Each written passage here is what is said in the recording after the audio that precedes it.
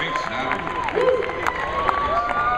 Randy, talk to me about the fighting that you did in this movie and what you were trying to bring into this and that you hadn't really seen in film before. Well, I think the stunt guys and Sly especially wanted to be as realistic as possible, and I think that was obviously putting my hands on somebody and actually picking somebody up and dropping them on their head is kind of what I do. So and they allowed, and it seemed like the higher I picked them up and the harder I slammed them on the ground, the happier they were. They got up smiling. So we just kept doing that, and they seemed to like it. Now, when we were on set, how do you balance shooting a movie and then training for a fight? And how did that work out for you? Yeah, that was a challenge. I saw Steven in the gym just about every morning that we got off. My training camp for the fight after the movie didn't start until I got back actually to Vegas. And I had a full 8 weeks to get ready for that fight, but I needed to be in as good a shape as I could be coming out of that movie so that camp didn't kill me. And I managed to pull it off. Now, like I said, your forearms just were intimidating. I mean, he had all these vertical lines just running down his arms. It just looked like pain waiting to be unleashed on people. It was brutal. You know? You have to understand, I'm a cream puff. I mean, look at me. I'm a geek, right? You know, like I'm on that set, and it's like every single person on here. Jason Statham's sitting there playing with knives, showing me all the different ways he could kill me. That's what this movie is. We do between takes. What's the funniest story y'all have that came out of the shooting for this movie? Because I understand there's a documentary that's been made. Can you tell us a little bit about that?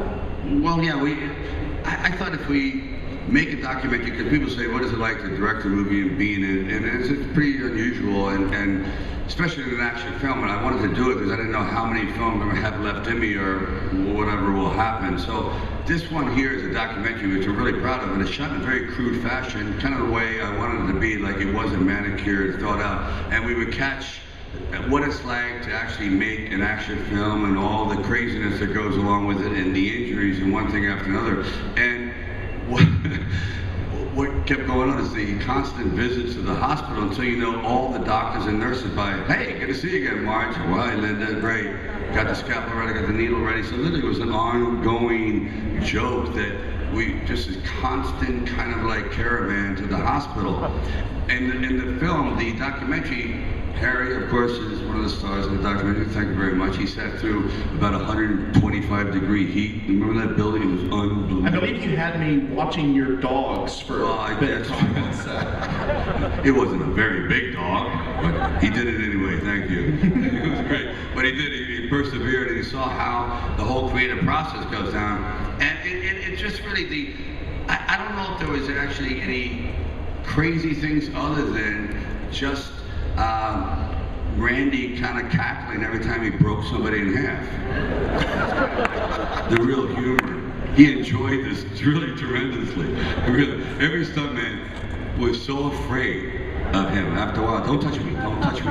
Everyone got like very high, kind of like feminine voices. Leave me alone. They started at 250 pounds and they started going, leave me alone. Well, that's why you shot in Brazil, because you can actually hurt people there. You right? can kill people and blow the country up and then say, thank you, here, and take a monkey home, thank you. It's great.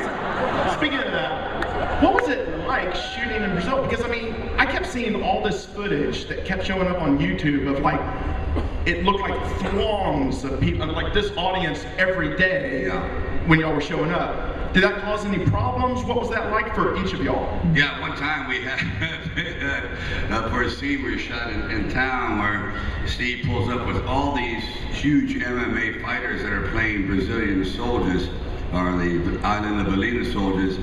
We had 70 bodyguards, 70, to just keep the people back, because the areas are so dangerous that on the way through the set, you would see carjackings, robberies. It was a rough joint. I mean, half the crew that worked for us at Moonlight as basically, you know, heavy-duty cops that, you know, they show up and on their t-shirts a skull and crossbones with a bleeding dagger. That's their insignia.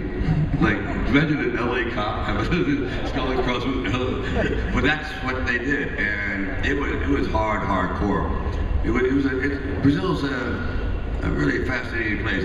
It's a country of true extremes, but we couldn't have pulled off what we did to just literally blow up huge amounts of real estate. It was great. I loved it. Like, everyone bring their Wheaties and hot dogs.